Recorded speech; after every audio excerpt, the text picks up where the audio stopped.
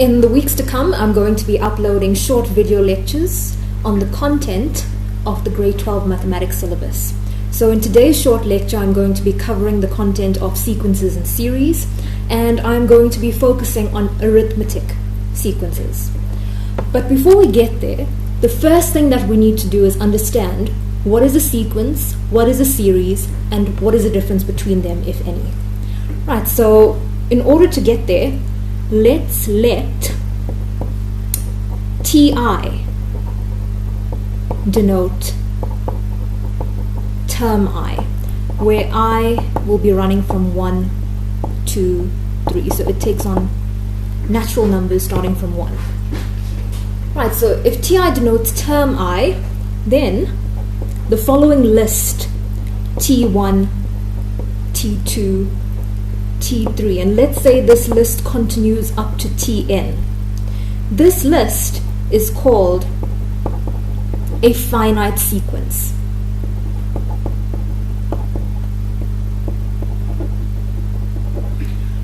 Right, and if we have the following, if we have the list written as follows, T1, T2, so remember T1 is term 1, T2 is term 2, T3 is term 3, and this continues indefinitely, then this list is called an infinite sequence.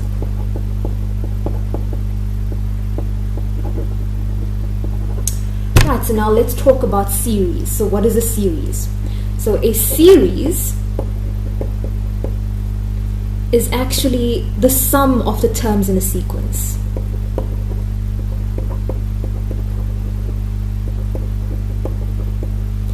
So in particular, how would I write this down? So we will let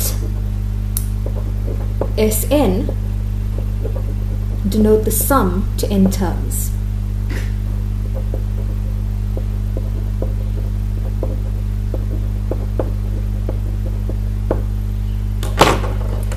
And if Sn denotes the sum to n terms, then based on how we had written down the terms in the sequence, this means that Sn then equals to T1, term 1, plus term 2, plus term 3, all the way up to all the terms, including term n.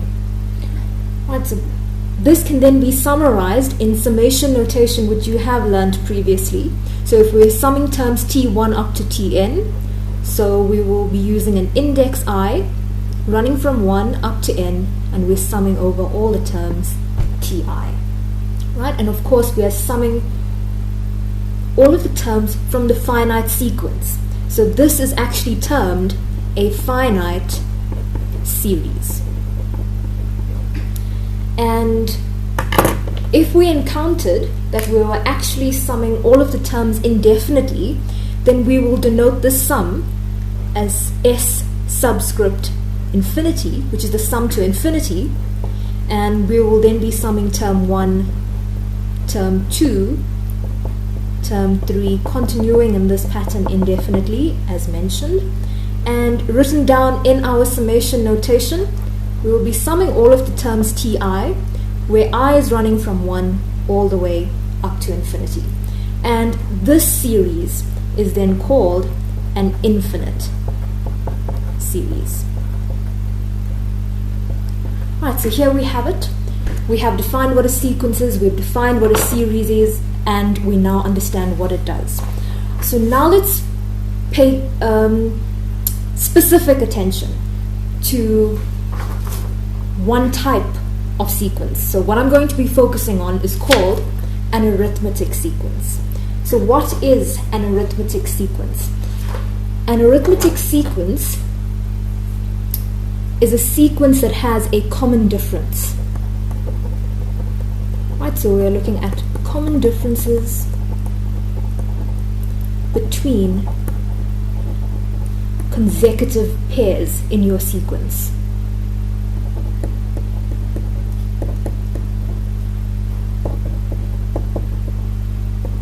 Right, so let's look at a brief example.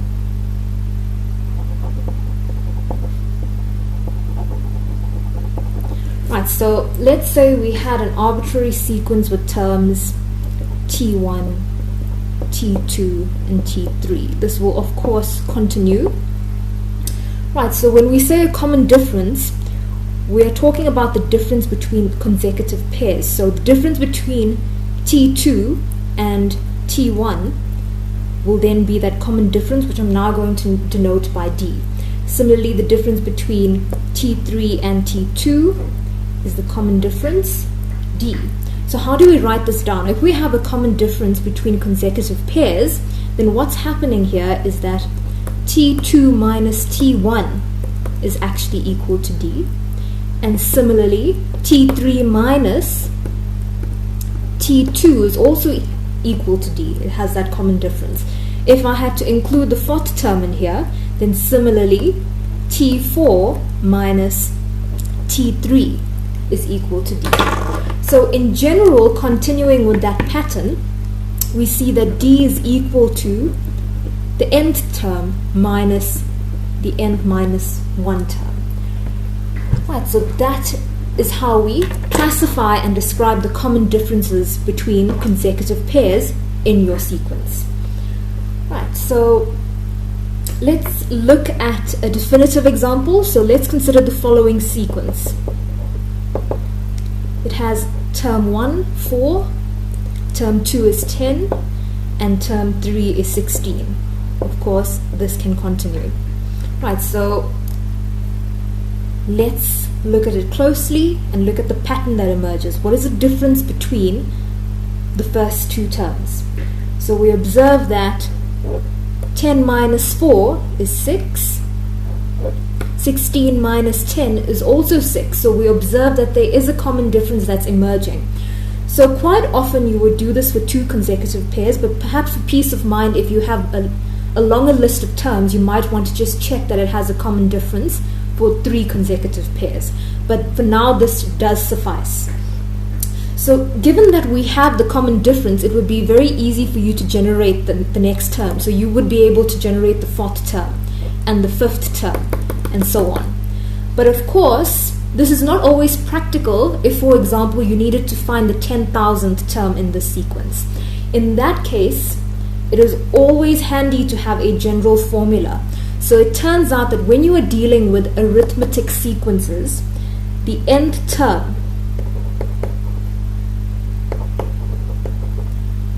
which we usually denote Tn based on the notation we had defined, of an arithmetic sequence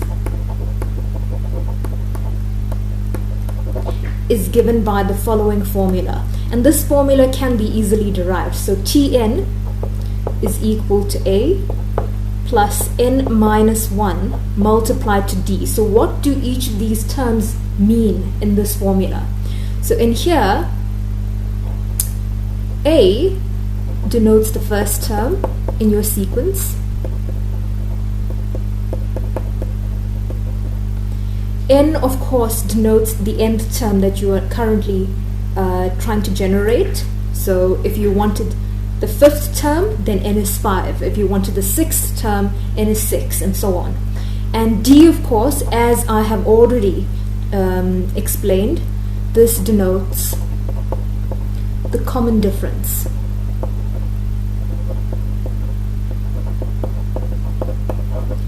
Right, so based on our earlier example, let's call this example 1.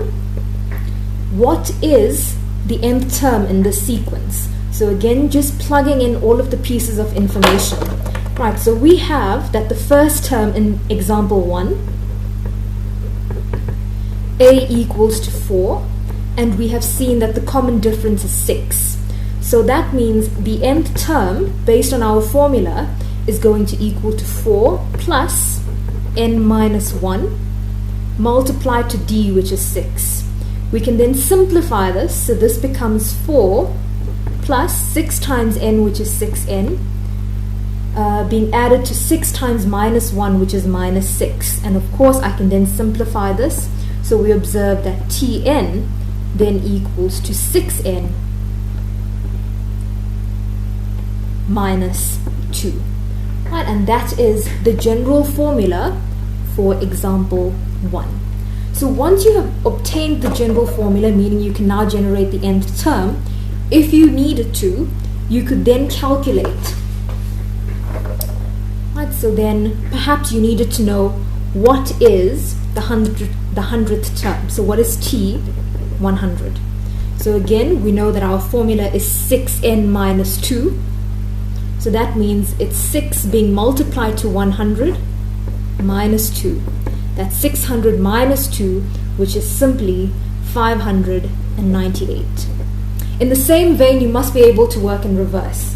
So if I had given you a number and I wanted to know which term it was in the sequence, you must be able to calculate using your general formula.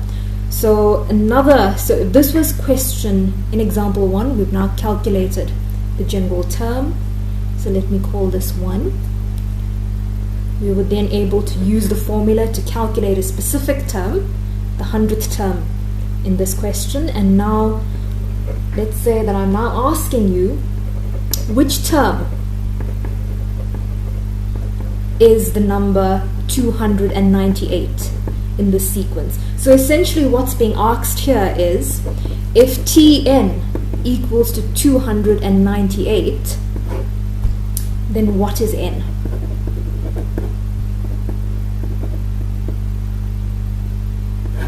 So that is what we're trying to solve. Right, so remember Tn based on our formula is 6n minus 2. And we know that Tn is 298. So we have that 6n minus 2 is equal to 298. And we want to solve for n. So let's do that. So therefore we observe that 6n equals to 298 plus 2, which is 300. And therefore n equals to 300 divided by 6, which is then 50. So essentially what we have found is that the 298, that number 298 is actually T50. So term 50 is the number 298. Right, and that's how you would be able to use your general formula for your arithmetic sequence to answer application questions. So now that we understand how to use the general formula for the arithmetic sequence, let's now look closely into arithmetic series. Right. So what is an arithmetic series? So remember that based on our definition of what a series is, an arithmetic series will just be the sum of the terms in an arithmetic sequence.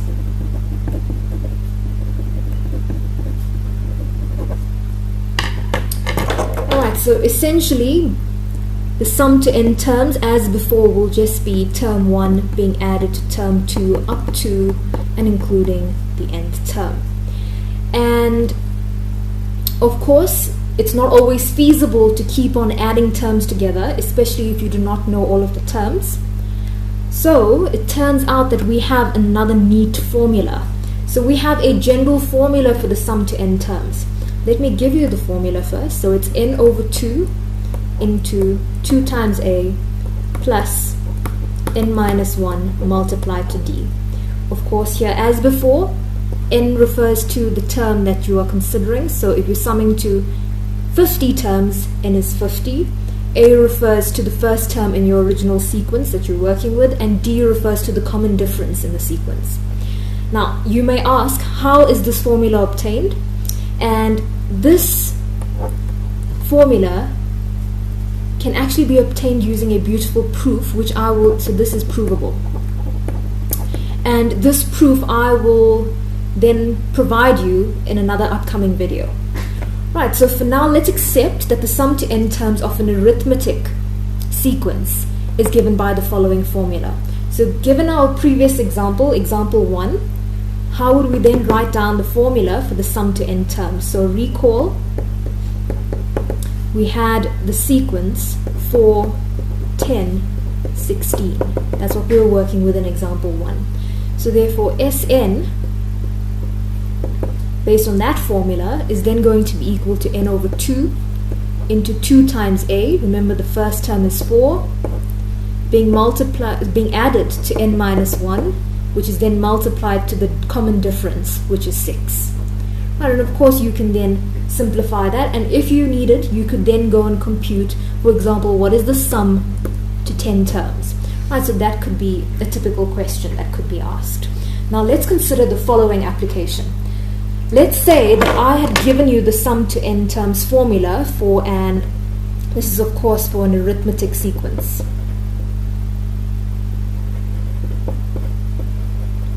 Right, so you're given the formula and the question is, what is T5? So now you may be asking, how is the sum to n terms related to a specific term? So remember, the sum to n terms is obtained by adding terms together. So if you've got the sum to 5 terms, you are then adding terms 1, term 2, 3, 4, and 5 together to give you the answer. So that means that the fifth term is included in S5. And so this is included in S5. So if you wanted to obtain T5, that means that T5 will then equal to S5 minus S4, because you would have then subtracted the sum of all the terms T1, T2, T3, and T4 from S5, leaving behind only term 5. Right, so using that logic, let's now plug in all of the information and get out the answer. So S5, based on that formula, is then going to equal to 5 over 2 into 1 plus 5. We're now going to subtract S4. S4 is going to equal to 4 over 2 into 1 plus 4. Remember, n was 5, so I plugged in n equals to 5 everywhere. N is 4, so I plugged in n equals to 4 everywhere. Simplifying, that's 5 times 6 divided by 2. 5 times 6 is 30 divided by 2. And here we've got 4 times 5, which is 20 divided by 2. So essentially we have 30 minus 20, which is 10, divided by 2, which gives me a final answer of 5. So T5 equals 5. The first term in this sequence is the number 5. Now in general, you can now make note of the following formula. If you were given the sum to n terms for a specific arithmetic sequence and you needed to calculate the nth term, so in general, Tn is equal to the sum to n terms minus the sum to n minus 1 terms. So this is something important to keep in mind going forward. Alright, let's look at another application. Right, so let's say we were given the first two terms in an arithmetic sequence. So the first term is 10 and the second term is 6. The question is, calculate T11. So since this is an arithmetic sequence, we know that there has to be a common difference. So we know that D equals to T2 minus T1. T2 minus T1 is 6 minus 10, which is minus 4. We know that the first term is 10. So therefore, using this information, Tn then equals to, remember your general formula for the nth term, it's A being added to n minus 1 being multiplied to D. So it's 10 being added to n minus 1 being multiplied to minus 4. Simplifying this, it's 10 being added to negative 4n plus 4. So therefore, I then obtain Tn equals to 10 plus 4, which is 14, minus 4n. If I want to compute T11, then T11 equals to 14 minus 4 being multiplied to n equals to 11. That's 14 minus 44, which is negative 30. So that means the 11th term in this sequence is negative 30. Right, let's look at the next question. The next question says the following. The sum of the first n terms is negative 560. So essentially what we have here is that Sn equals to minus 560, and we need to calculate n. Right, so this is what we're looking for. Right, so what is our formula for Sn? That's important to know. So let's write that down. So Sn, the sum to n terms, is equal to, if you recall, n over 2 into 2 times a added to n minus 1 multiplied to d. That's what we have. Right, so remember, we have that Sn is negative 560. Right, let's plug in all of the other information that we know about this arithmetic sequence. Right, so we're solving for n, so that can't be changed. And we've got 2 times a. A, the first term is 10, so it's 2 times 10 being added to n minus 1. N is what we're solving for, being multiplied to d. D is negative 4. Right, so now let's simplify. Looking at what we have, there is a fraction in this equation, so I would like to get rid of the fractions. So what we're going to do is multiply both sides by positive 2. If I multiply both sides by positive 2, then I get 2 times negative 560, which is negative 1120. When I multiply the right hand side by 2, that 2 is going to cancel, so I'm left with n into the square bracket. So let me simplify what's within the square bracket, since that's now being unchanged. 2 times 10 is 20, plus negative 4 being multiplied to n, which is minus 4n plus 4. Right, so now let's simplify further. On the left, I've got negative 1120. On the right, I'm distributing the n into the square bracket, and I'm also going to simplify what's in here. So you notice I've got two constants, 20 plus 4, so that's 24, and now I'm going to multiply it by n. So I've got 24n. And then I've got n, which must now be distributed into the negative 4n, so it's minus 4n squared. Right, so looking at what we have, this looks like a quadratic expression, so let's rewrite it. Right, so this then gives me that positive 4n squared minus 24n minus 1120 equals to 0. So this is a quadratic expression in the variable n, so we're solving for n. Right, so what I'm going to do is I'm going to divide both sides by 4, so I'm left with n squared minus 6n minus 280 equals to 0. So now we can factorize this. So the question is, what factors of 280 can be added or subtracted to give me negative 6? Right, so that's what I'm looking for. Right, and it turns out that the factors of 280 in here that work is 20 and 14. So I need negative 20 in particular and positive 14, so plus 14. Observe that minus 20 plus 14 gives me negative 6. Minus 20 multiplied to positive 14 gives me back negative 280. So based on what we have here, I then observe that n equals to 20 or n equals to negative 14. Remember, n is referring to the number of terms in the sequence. So we cannot have a negative number of terms, so that's an invalid answer, which means therefore n equals to 20, and essentially what we have now is that the sum to the first 20 terms is equal to negative 560. Right, so that brings me to the end of this video lecture. In the next lecture, I will be discussing quadratic sequences.